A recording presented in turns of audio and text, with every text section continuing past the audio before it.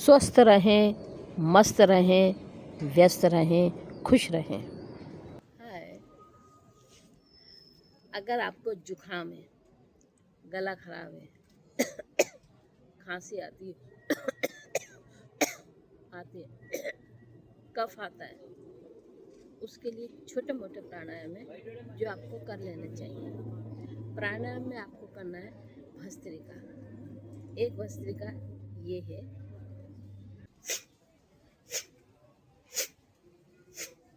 इसकी कम से कम आपको 10 आवृत्तियाँ करनी है।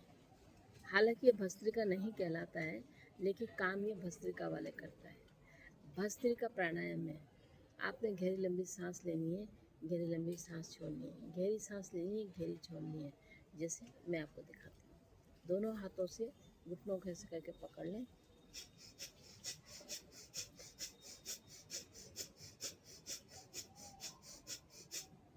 ये भस्त्रिका है। भस्त्रिका में एक नाक से आपको सांस लेनी है, दूसरे से निकालनी है, इससे लेनी है, इससे निकालनी है। जब सर्दियाँ हों तो हम सूर्य नाड़ी से सांस को लेते हैं, चंद्र नाड़ी से बाहर निकाल देते हैं। गर्मी के मौसम में चंद्र नाड़ी से आपको सांस लेनी है, सूर्य नाड़ी से बाहर निकालनी है। जैसे प्राणायाम की मुद्रा बनानी है।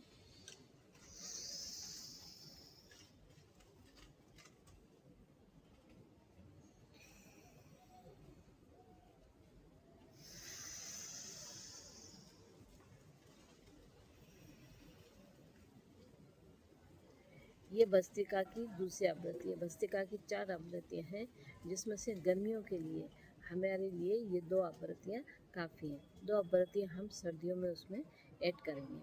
अब आता है हमारा अनुलोम विलोम।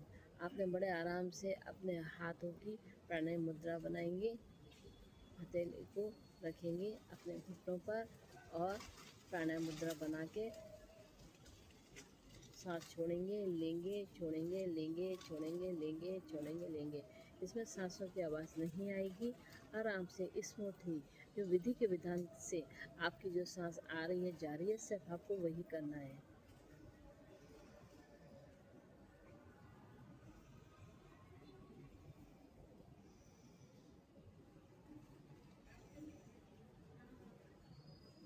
बस आपको ध्यान ये रखना है कि लेफ़्ट वाले नोज़ल से सांस को बाहर निकाल के भरना है, राइट से निकालना है, छोड़ना है। आप जब भी शुरुआत करें लेफ़्ट से शुरुआत करें। जो आखिरी आवृत्ति में सांस को बाहर निकालें तो भी आप लेफ़्ट से बाहर निकालेंगे। ये हो गया हमारा प्राणायाम। अब हम 2 आसन है जिससे आपके गले का कफ फटेगा और कफ निकलेगा और आपकी खांसी और ये सारी चीज़ें ठीक होंगी। अगर ये चीज़ें शरीर के अंदर ज़्यादा दिनों तक रहती हैं तो ये अस्थमा का कारण बन सकती हैं। इसलिए हमें कफ को बाहर निकालना बहुत ज़रूरी है। गर्मियों में ठंडी चीज़ें खाने में आती हैं, जिसकी वजह से गले में कफ ज़्यादा बनने लगता है। उसी कफ को बाहर निकालते रहना चाहिए, जिसके लिए हमें प्रतिदिन सिंहासन करना है। आप या तो वज्रासन में बैठ जाएं और या फिर आप अपने अर्ध पद्मासन में बैठ जाएं। और अब आपने हाथों को ऐसे रख के सिंह गर्जना करनी है। जिह्वा को बाहर निकालेंगे, गर्दन ऊंची करेंगे और अपनी नाक के टिप को देखेंगे।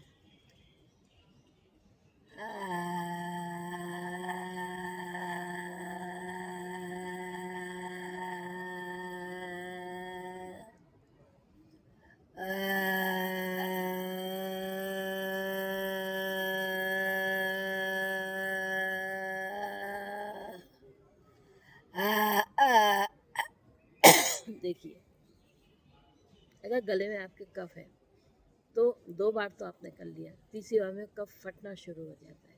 तो इस तरह से जब आप अपने आवृत्ति को बढ़ाते रहेंगे तो आपका यहाँ से कफ फट जाएगा और वो पास आउट हो जाएगा, निकल जाएगा। अब हमने करना है मार्जरी आसन। मार्जरी आसन में मैं आपको करके दिखाती हूँ।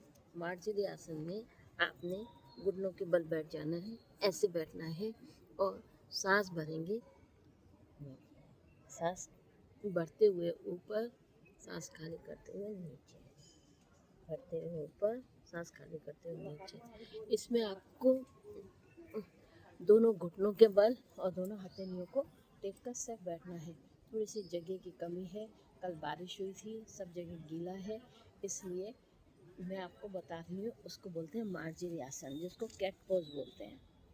तो आप अगर प्रतिदिन इन आसनों को भी करते हैं तो जितनी भी गर्मियाँ हैं, गर्मियाँ आपकी आराम से निकल जाएंगी। आपको खांसी, बलगम जैसी प्रॉब्लम नहीं आएगी। अगर ये शरीर के अंदर रुक गए तो सर्दी आते आते आपको अस्थमा पकड़ लेगा। इसीलिए आप प्राणायाम कीजिए, प्रतिदिन योगा कीजिए, एक्सरसाइज कीजिए, करना ज़रूरी है। और मेरे चैनल को लाइक कीजिए, सब्सक्राइब कीजिए। हो सके तो जितना हो सके आप शेयर भी कर सकते हैं, कमेंट भी लिख सकते हैं, ताकि मुझे पता चले कि अगली वीडियो मैं किस तरह से बनाऊँ। देखिए कितनी ठंडी ठंडी ठंडी ठंडी, देखिए ये कितनी ठंडी ठंडी हवा चल रही है। आप मेडिटेशन कीजिए, लेकिन प्रतिदिन आपको घर से बाहर पार्क में जाना है।